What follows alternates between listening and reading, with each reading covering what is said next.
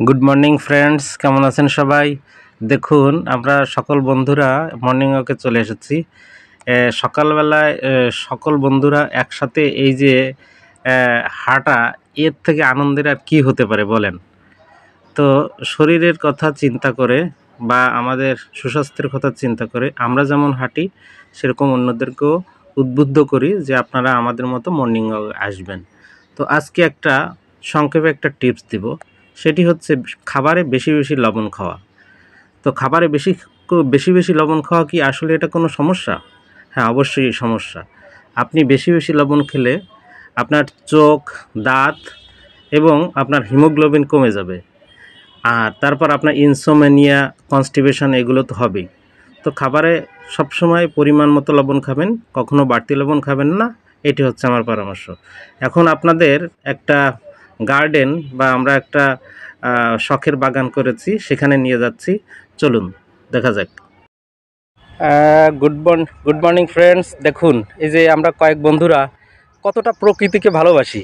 এই যে পার্কটা, এর যত সব জঙ্গল আগাছা আমরাই কেটে কেটে পরিষ্কার করে মানুষ চলাচলের উপযোগী করে রেখেছি। আমরা শখের বসে দেখুন কি সুন্দর একটা ক্ষেত করেছি এখানে, একেবারে কেমিক্যাল রাসায়নিক মুক্ত একটা নির্ভেজাল একদম বিশুদ্ধ তরিতরকারি বা শাকসবজির উৎস। তবে এটা কিন্তু আমরা শুধু নিজেদের জন্য না, যারাই আমাদের সাথে এই বিষয়গুলি করবে, যদি কেউ চায় যে আমি একটু আপনার এখান থেকে তরিতরকারি বা শাকসবজি নিব, এত সুন্দর ফ্রেশ, আমরা কিন্তু তাদেরকে স্বেচ্ছায় দিই। অতএব দেখুন, আমরা যে কাজগুলো করি মানুষজন আমাদের দেখে উদ্বুদ্ধ হয়ে এরকম প্রকৃতিটাকে সুন্দর একটা মতো, মানে একটা বেস্তের একটা সুন্দর গার্ডেন বা বাগানের মতো করে রাখে। আমরা এইটাই চাই, আমাদের আর কোনো উদ্দেশ্য বা লক্ষ্য নেই। দেখুন কি সুন্দর ক্ষেত। এই যে দেখেন লাউ গাছ কি সুন্দর ডগা হয়েছে, আর এই যে ডাঁটা শাক, এই যে আপনার পুঁই শাক, কি সুন্দর। এগুলো এখানে কখনো কল্পনাও করা যেত না, ভাবাও যেত না। সেইগুলো সুন্দর করে আমরা একেবারে বেড়া দিয়ে পর্যবেক্ষণ, মানে একেবারে পুরো রক্ষণাবেক্ষণ করে এটা সুন্দর করেছি।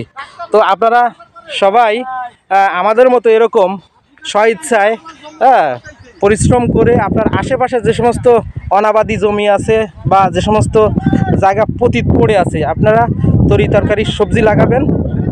ফ্রেশ তরিতরকারি শাক সবজি এগুলো খেতে পারবেন। তাহলে দেখবেন আপনার শরীরও বজায় থাকবে, সুস্থতা থাকবে, মানসিকভাবে আপনি প্রশান্তি পাবেন।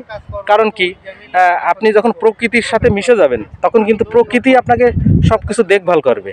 এই প্রকৃতির সাথে সখ্যতা বা হৃদ্যতা, এর উপরে কিন্তু আর কোনো ওষুধ নেই, এক কথায়। তো আপনি ভালো থাকবেন, সুস্থ থাকবেন।